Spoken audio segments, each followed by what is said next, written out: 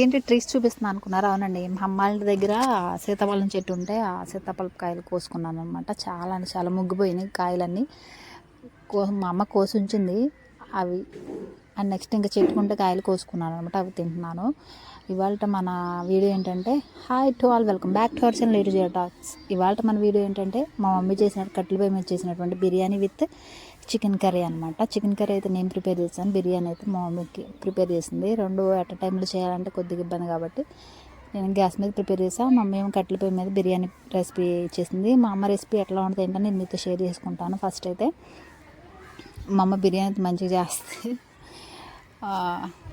First అయితే biryani oil వేడి చేసిన తర్వాత బిర్యానీ ఐటమ్స్ అన్నీ వేసేసి అండ్ నెక్స్ట్ ఆనియన్స్ వేసేస్తుంది అనమాట. ఆనియన్స్ వేసి ఫ్రై చేసుకుంటుంది. కట్టెల పొయ్యి మీద కాబట్టి త్వరగా మగ్గిపోతాయి అవి అని చెప్పేసి మంట తగ్గించింది అనమాట. ఉల్లిపాయలు బాగా మగ్గిపోయిన తర్వాత అప్పుడు మిగతా ఇంగ్రీడియంట్స్ వేస్తే ఒక టమాటా అండ్ నెక్స్ట్ ఒక క్యారెట్, ఒక 7-8 పచ్చిమిర్చి కూడా యాడ్ చేసింది అనమాట.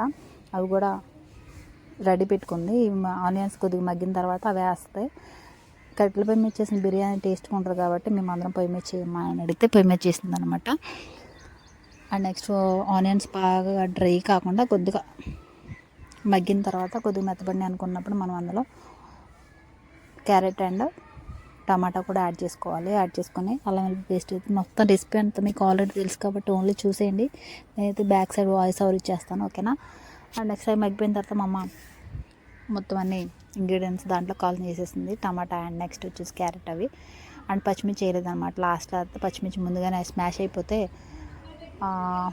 వాటర్లో బాయిల్ అయినప్పుడు స్పైసీనెస్ కనిపిస్తుంది అని చెప్పేసి తర్వాత వేస్తాను అనమాట, ఓకేనా.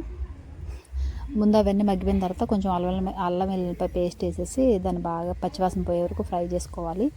కట్టెల పొయ్యి మీద చేసిన బిర్యానీ చాలా టేస్ట్గా ఉండదని తెలుసు కాబట్టి మీ అందరికీ ఇంకొకసారి మెన్షన్ చేస్తున్నాను.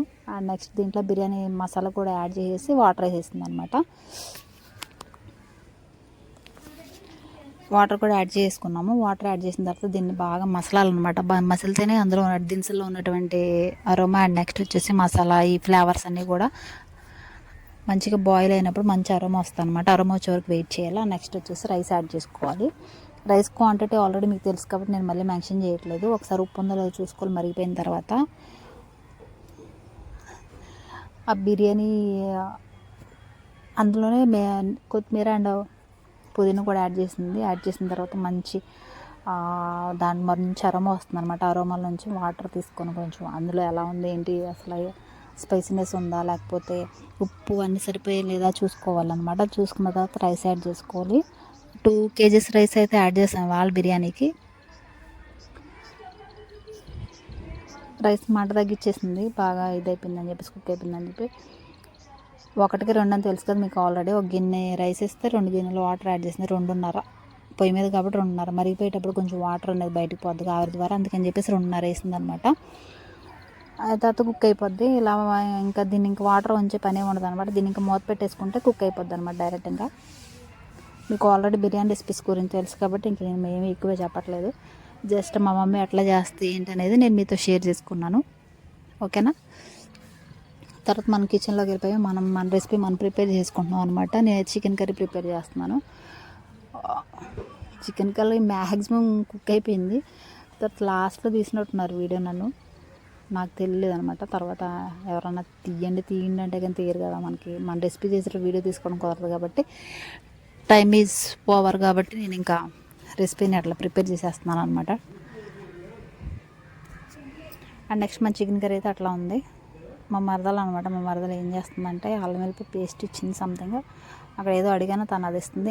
ఇంకో పక్క పొయ్యి మీద ఏమో మటన్ కర్రీ ప్రిపేర్ చేస్తున్నాను. అది కూడా ఈ 2 కర్రీస్ ఇవాళ నేనే కుక్ చేశాను అనమాట. మా ఇంట్లో మటన్ అండ్ చికెన్ కూడా మా మమ్మీ బిర్యానీ అండ్ బోటి కర్రీ ప్రిపేర్ చేస్తుంది, నేను మటన్ చికెన్ కుక్ చేశాను. నెక్స్ట్ దాంట్లో కావాల్సిన ఇంగ్రీడియంట్స్ అన్నీ కూడా అవన్నీ వేసాను అనమాట.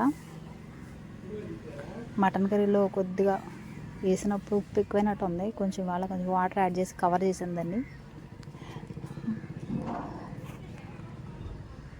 తర్వాత దానికి కావాల్సిన ఇంకేమైనా థింగ్స్ కావాలంటే ఇస్తున్నారు అనమాట. ఆయిల్ అయిపోయిందా సంథింగ్ ఏదో ఆయిల్ వేరే డబ్బాలో పోస్తున్నాను అక్కడ. మా ఇల్లు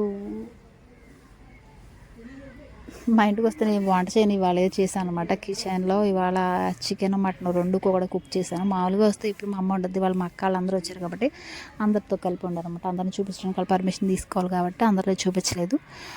అండ్ ఇంకెప్పుడన్నా వస్తే అవకాశం చూపిస్తాను. మసాలా ప్రిపేర్ చేసుకున్నారు. దానికి కావాల్సిన ఇంగ్రీడియంట్స్ ఏంటంటే ధనియాలు, జీలకర్ర అండ్ గరం మసాలా కావాల్సిన ఇంగ్రీడియంట్స్ అన్నీ మీకు ఆల్రెడీ తెలుసు కాబట్టి నేను చెప్పట్లేదు. అవన్నీ ముందుగా ఫ్రై చేసుకొని గరం మసాలా పెట్టేసి ఓ దగ్గర స్టోర్ చేసి పెట్టుకుంటుంది అనమాట మా మమ్మీ. మా ఇంట్లో ఎక్కువ chicken recipes and next biryani recipes ఎక్కువ వీక్లీ ట్వైస్ అని ఉంటుంది కాబట్టి ఎక్కువ మా మమ్మీ ప్రిపేర్ చేస్తూనే ఉంటుంది. అందుకని ఆ రెసిపీస్ అన్నీ అట్లా స్టోర్ చేసేసుకొని ఫ్రిడ్జ్లో పెట్టేసుకుంటుంది అనమాట. ఇంకా మన రెసిపీ అయితే చికెన్ కర్రీ ప్రిపేర్ అయిపోయింది. ఇంకా మా సీతాఫలం చెట్లు చూపిస్తున్నాను అనమాట. ఎన్ని కాయలు ఉన్నాయో కనిపించట్లేదు మీకు ఎండ వల్ల. బాగా ఇక్కడ ఎండ ఎక్కువ కొడుతుంది. ఇవాళ 3 రోజుల నుంచి ఎండగానే ఉంది. మా సీతాఫలకాయలు దొంగతనం చేసేది ఒక స్క్విరల్ కూడా ఉందన్నమాట. చెట్లకి మా ఇంట్లో సీతాఫల దొంగ అనమాట ఇది. సీతాఫలకాయలన్నీ శుభ్రంగా నీట్గా తినేసి చక్కగా డొలాలు మాత్రం వదిలిపెడద్ది అనమాట చెట్టు మీద. ఇది తప్ప ఎవరో తినట్లేదు. పైన ఉన్నాయి కదా మెట్ల మించి